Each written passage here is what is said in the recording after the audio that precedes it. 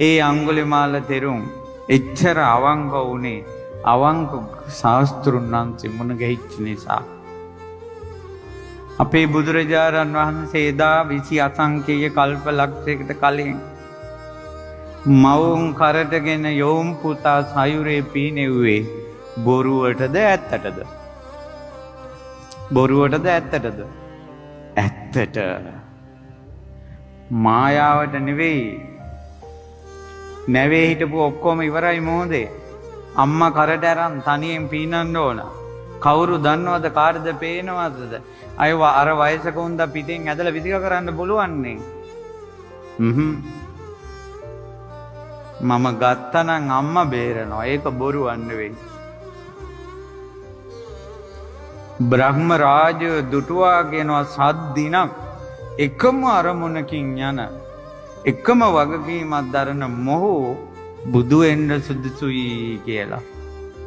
ඒ මවට ආරූඪ වෙලා සුද්ධාවාස බ්‍රහ්ම රාජේ පුතේ උඹ බුදු බව පතපන් කියෝ 20 අසංකේයයකට කලින්. මීට අසංකේය 4කට කලින් රඹගන්නුවර මාවත සකසද්දී දීපංකර ශාස්ත්‍රුන් වහන්සේට වඩින්න මම මේ පාර හදන්නම් කියලා සුමේද තාපසතුමා බාරගත්තේ බොරුවටද ඇත්තටද? බොරුවටද ඇත්තටද පින්වතුනි? ඇත්තට. ඔය සමති සමාගම් වල බාර ගන්න කී දෙනෙක් වැඩක් හරියට කරනවද කියලා බලන්නකෝ. ඔය වෙසක් කාලේට කොඩි දාන්නම් අරක කරන්නම් මේක කරන්නම් කියලා වැඩ බාර ගන්න කී දෙනාගෙන් කී දෙනාද ඇත්තට ඕක කරන්නේ? පොඩි දුරක් මදි වුණා ශාස්ත්‍රුන් වහන්සේ වඩිනවා මගේ පිට උඩින් වඩිත්වා කියලා මඩේ දිගා වුණා. ඇත්තටද බොරුවටද? ෆොටෝ එකක් අරන් Facebook දායි කියලා හිතලාද ඇත්තටමද? ෆොටෝ නෑ, Facebook නෑ, ප්‍රශංසා නෑ. ඇත්තටම මඩේ වැතුරුණා. අවංක මිනිසෙක්. අවංක මිනිසෙක්. දීපංකර බුදුරජාණන් වහන්සේ දුටුවා මව් මාව ඊතර කරවන්න නෙවෙයි මිනිස්සු ඊතර කරවන්න සුදුසු කෙනෙක්. මහණෙනි අසංකේය 4කින් කල්ප ලක්ෂයකින් මතු ගෞතම නමින් සම්මා සම්බුදු වෙනවා කියලා දාපු.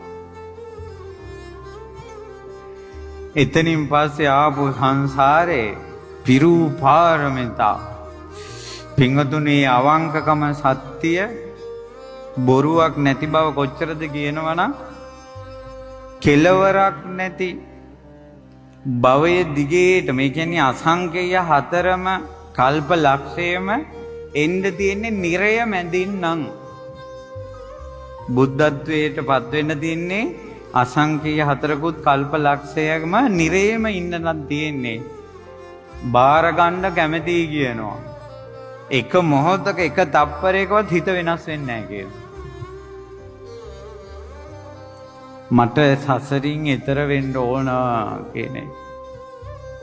නිවන් දකින අදහස අසංකේය 4කුත් කල්ප ලක්ෂයම නිරේ නම් ඉන්නේ ඒත් වෙනස් වෙන්නේ නැහැ කියන්නේ. ජීවිතේට එන ප්‍රශ්න අභියෝග කියන ඒවා උණවණයක් වගේ නක්. මෙතන ඉඳලා භවයේ කෙලවරටම උණ ගස් තියෙනවා. ඒ උණ ගහක් කියන්නේ ජීවිතේ නැති වෙන තරම් දරා ගන්න බැරි තරම් ප්‍රශ්නයක්.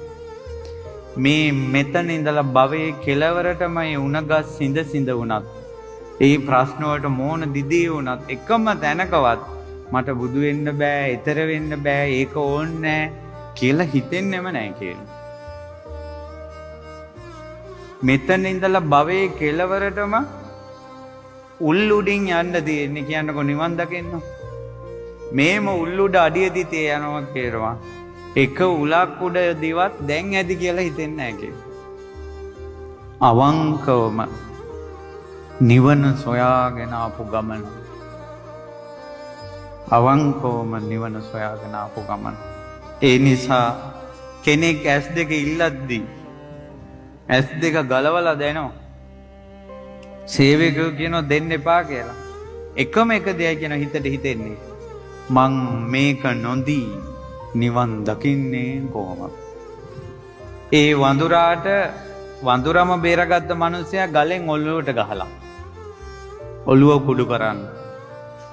තමන්ට ගහපු මිනිසයාත් කැලෙන් එතර කළා. එකම දෙයයි කියන හිතුනේ මම මොහු එතර කරන්නේ නැතුව මම එතර වෙන්නේ කොහොමද?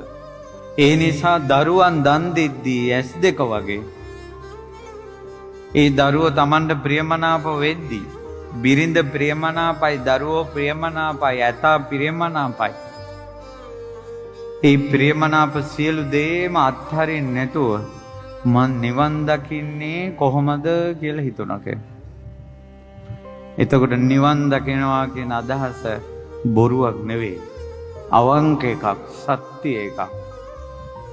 තමන්ගේම පියා කලාබු රජුරෝ ධර්මපාල කුමාරයාගේ අතපය කපනවා. අතපය කපද්දී එක දැනකවත් වෛරයක් හටගන්නේ නැහැ. මං තරහ ගත්තොත් ඊතර වෙන්නේ කොහොමද කියලා හිතුණා කියලා. ඒ නිසා නිවන පතනවා කියන එක, නිවන් දකින්නවා කියන එක මහ බෝධිසත්වයන්ගේ තිබ්බේ ඇත්ත ප්‍රාර්ථනාවක්, බොරුවක් නෙවෙයි.